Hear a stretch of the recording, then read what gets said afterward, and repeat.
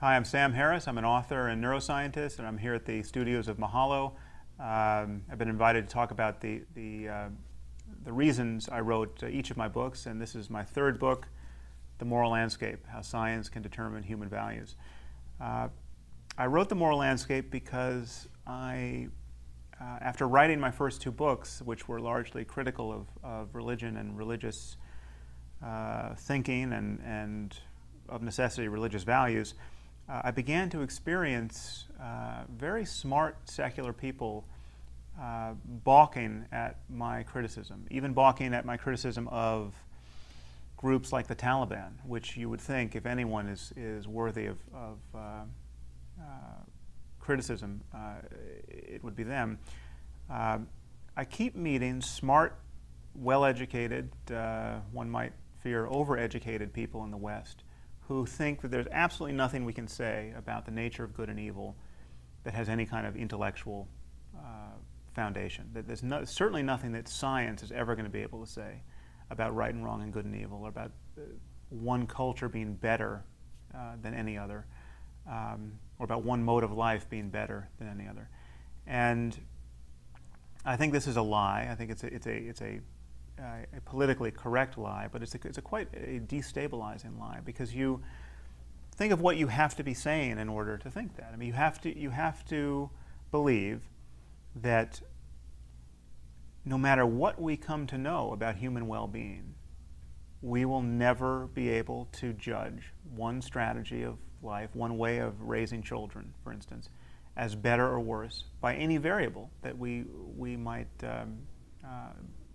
recognize influences human well-being, or you have to think that values don't relate to human well-being at all, and I think both of these beliefs are frankly crazy. I think it's clear that what there is in this universe to value is moving successfully in the space of possible experience toward great well-being and flourishing, and away from the profoundest misery. That's what we can value. The worst possible misery for everyone is the worst thing that can happen in this world. And everything is better. Everything else is better than the worst possible misery for everyone. And given that experience is the product of some psychophysical laws, it's the product, in our case, of how the human brain is built genetically, how it's affected through culture and through behavior. It's the product of a bewilderingly complex net of influences, but these are influences that we can know more or less about. And therefore, at every level, from genetics to neurobiology to psychology to sociology to economics, there are variables that will influence human well-being, and we can be right or wrong about those variables.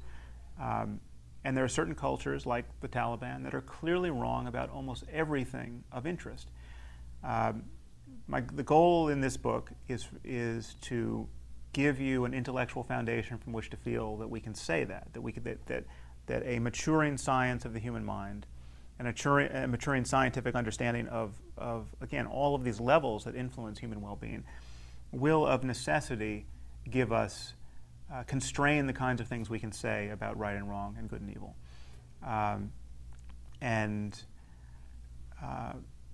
That we don't have to be sheepish and endlessly apologetic about having strong convictions about what is right and wrong and what is good and evil.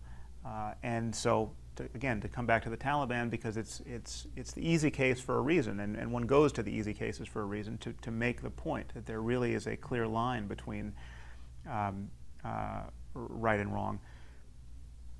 We're talking about a society in which women and girls are treated like property, forced to live in cloth bags from more or less cradle to grave, and not educated, not taught to read. You have a 12% literacy rate among women in Afghanistan. And when some girls do get defiant or get led out of this captivity by NGOs or the intrusion of the West and try to get an education, you have men who actually want to, and rather often do, kill them or throw battery acid in their face for the crime of trying to learn to read. Now, so you get this whole complex of sadistic and misguided pseudo-morality. which many people are slow to judge in the West. And I'm making a very clear claim that this is wrong because and it is objectively wrong because it is objectively true to say that throwing battery acid in the face of a little girl for the crime of learning to read is leading nowhere worth going in the space of possible experience. I mean, this is leading to unnecessary human misery for everyone. There's nobody who's better off in this situation with these values and these beliefs about education and women's rights, etc. So this is just needless human misery that's become self-ramifying, and it's obviously entangled with all kinds of religious superstition and dogmatism.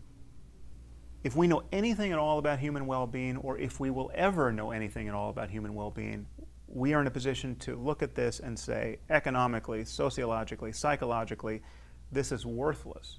This is, and that is the instance of science saying that there are right and wrong answers to questions of good and evil.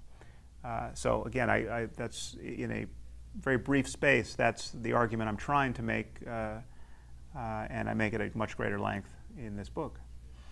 Thank you very much for listening.